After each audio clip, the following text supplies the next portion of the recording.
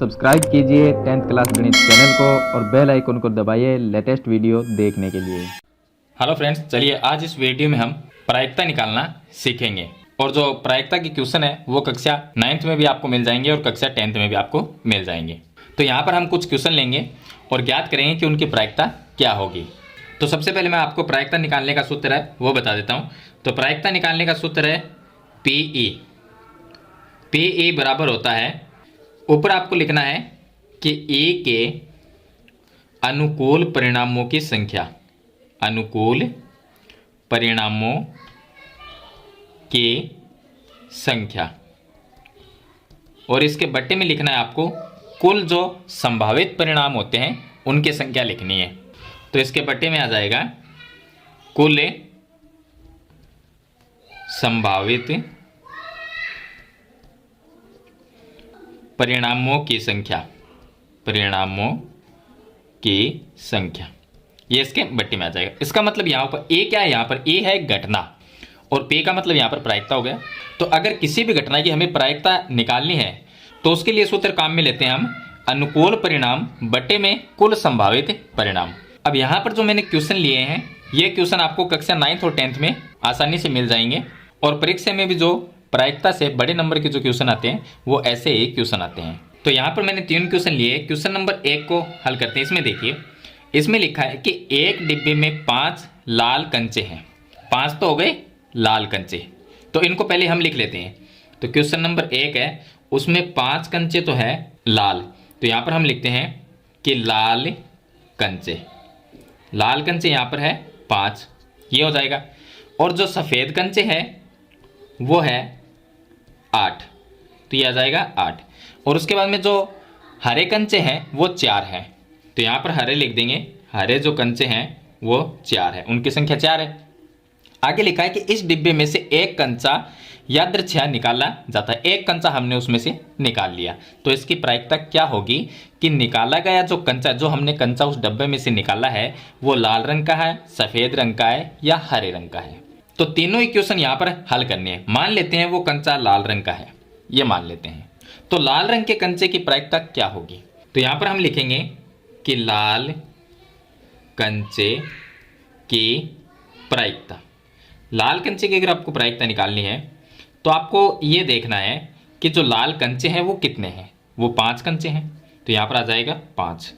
और उस डब्बे में कुल कंचे कितने हैं, उसमें 5 लाल भी है, 8 सफ़ेद भी है उस डब्बे के अंदर और 4 हरे भी हैं। तो उस डब्बे के अंदर कुल कंचे कितने हो गए, तो यहाँ पर ये 12 और 5 17 हो जाएंगे। मतलब उस डब्बे के अंदर 17 कंचे हैं, तो इसके बट्टे में आएगा 17। मतलब कि हमारे पास में कुल जो संभावित परिणाम है उनकी संख्या तो 17 है और इसमें लाल कंचे हैं वो हो गया अनुकूल परिणाम, तो वो है 5। तो लाल कंचे की अगर प्रायिकता ज्ञात करनी है तो इसके ऊपर तो आ जाएगा 5, यानी कि लाल कंचे जितने भी हैं वो आ जाएंगे और बट्टे में कुल कंचे कितने हैं जिसमें सफ़ेद हरे और लाल सभी आते हैं, तो वो कंचे 17 है। तो 5/17 इसकी प्रायिकता हो जाएगी। दूसरा हमारे पास में है सफ़ेद। अगर आपको सफ़ेद कंचे की प्रायिकता निकालनी है तो मैं यहाँ पर बता देता हूँ। अगर सफ़ेद कंचे की प्रायिकता आपको निकालनी है तो सफ़ेद कंचे 8 हैं, ये आ जाएगा। और बट्टे में उस डब्बे में कुल कंचे कितने हैं, 17 कंचे हैं, क्योंकि इनको प्लस करेंगे तीनों संख्या को तो 17 ही आएंगे। तो 8/17 है वो सफ़ेद कंचे की प्रायिकता होगी। अगर हरे कंचे की प्रायिकता निकालनी है तो उसमें ये देखना है कि हरे कंचे कितने हैं, तो 4 है और बट्टे में आ जाएगा कुल कंचों की संख्या कितनी है, 17 है, तो ये आ जाएगी हरे कंचे की प्रायिकता। चलिए अब मैं आपको दूसरे क्वेश्चन का आंसर बताता हूँ, इसकी प्रायिकता क्या होगी। देखिए ये तो आ गया कंचे, मतलब कंचे हो सकते हैं या यहाँ पर कोई गोलियाँ हो सकती है या प्रश्न में किसी टॉफी का नाम लिया जाए। तो इस तरह के क्वेश्चन है उनको मैंने आपको बता दिया, जैसे कि कंचे हो गए तो इस तरह से हल करना है।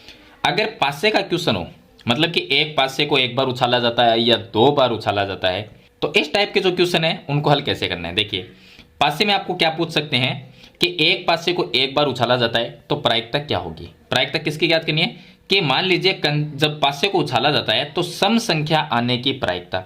तो पहले तो ये देखना है जो हमारे पास में पासा होता है वो आप सभी समझते हैं, पासे के अंदर 6 अंक होते हैं।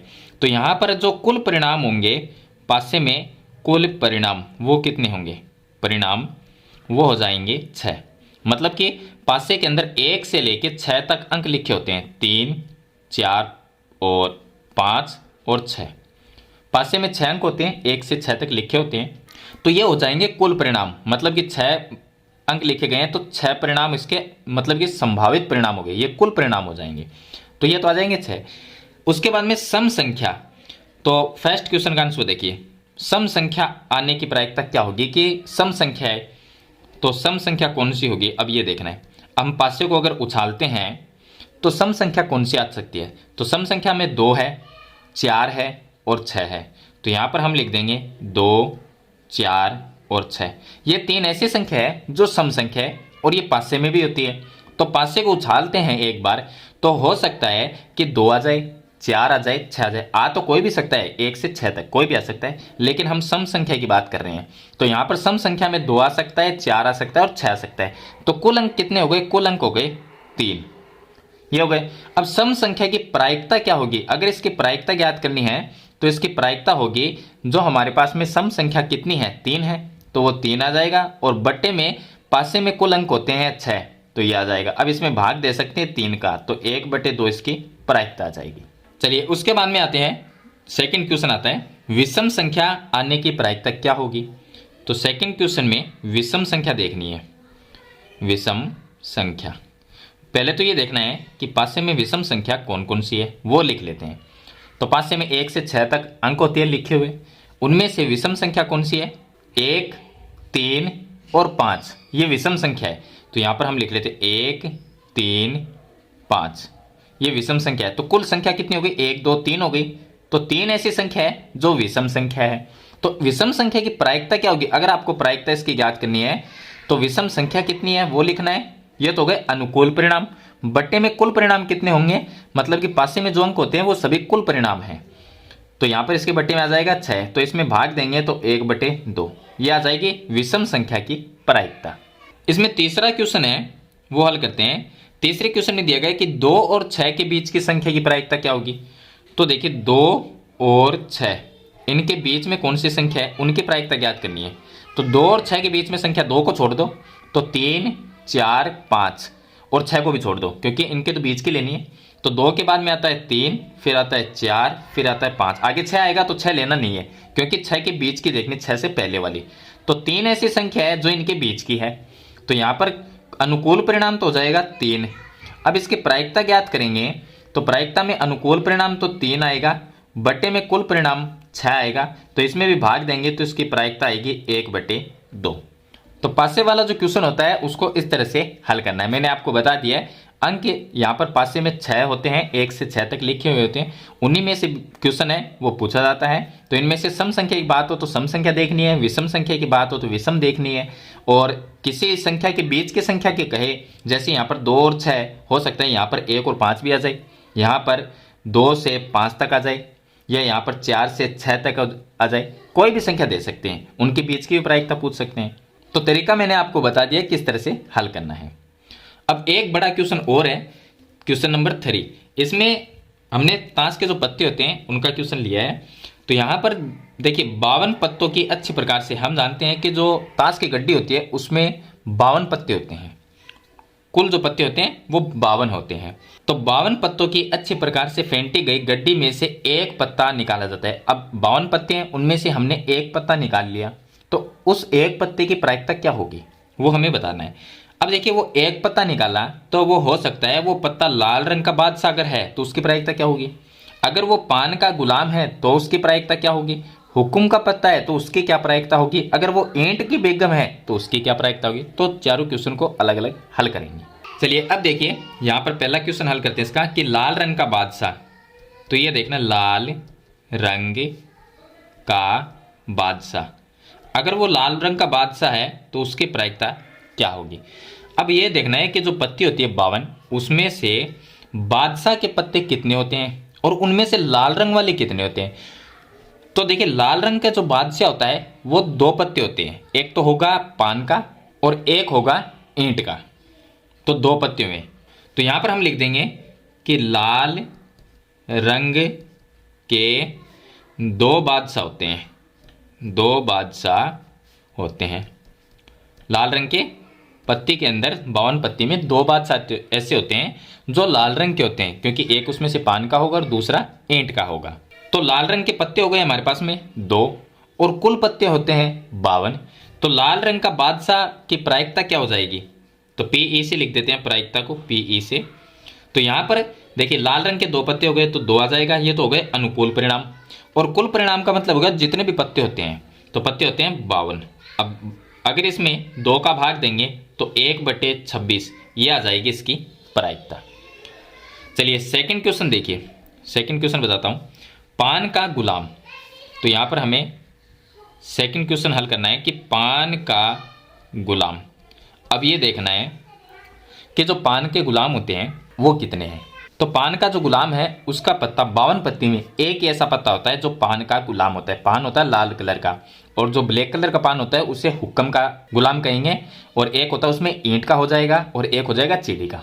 तो इस तरह से पान वाला जो गुलाम है उसका पत्ता 52 पत्ती में एक ही होता है।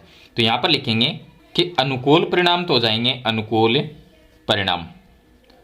अनुकूल परिणाम में तो आएगा 1, क्योंकि 52 पत्ती में एक पत्ता ऐसा होता है जो पान का गुलाम होता है, और कुल पत्ते हम जानते हैं 52 होते हैं। तो इसकी प्रायिकता क्या होगी, पीई बराबर हम लिख देंगे, एक पत्ता है अनुकूल परिणाम और कुल परिणाम आ जाएगा 52, तो 1/52 है वो इसकी प्रायिकता हो जाएगी। चलिए तीसरा क्वेश्चन इसका हल करते हैं, जिसमें दिया गया हुक्म का पत्ता। तो यहाँ पर हुक्म के पत्ते देखने, पहले तो हुक्म का पत्ता, हुक्म के कितने पत्ते होते हैं पहले तो वो देखते हैं। देखिए 52 पत्ती होती है, उनमें जो हुक्म किसे कहते हैं, जो ब्लैक रंग का पान होता है उसे हुक्म कहते हैं।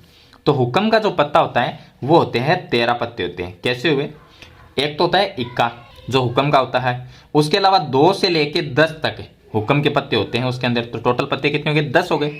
उसके बाद में 11 नंबर पे आ जाता है गुलाम, 12 नंबर पे आएगा बेगम, और 13 नंबर पे आएगा बादशाह। तो इस तरह से 13 पत्ते होते हैं जो हुक्म के होते हैं। अब हुक्म का पत्ता प्राप्त करने की प्रायिकता क्या होगी, तो यहाँ पर इसकी प्रायिकता निकाल देते हैं। तो प्रायिकता इसकी हो जाएगी, ये तो हो जाएंगे अनुकूल परिणाम, तो यह तो आ जाएगा 13 बटे में कुल पत्ते होते हैं 52, और इसमें भाग देंगे तो 1/4, ये इसकी प्रायिकता आ जाएगी।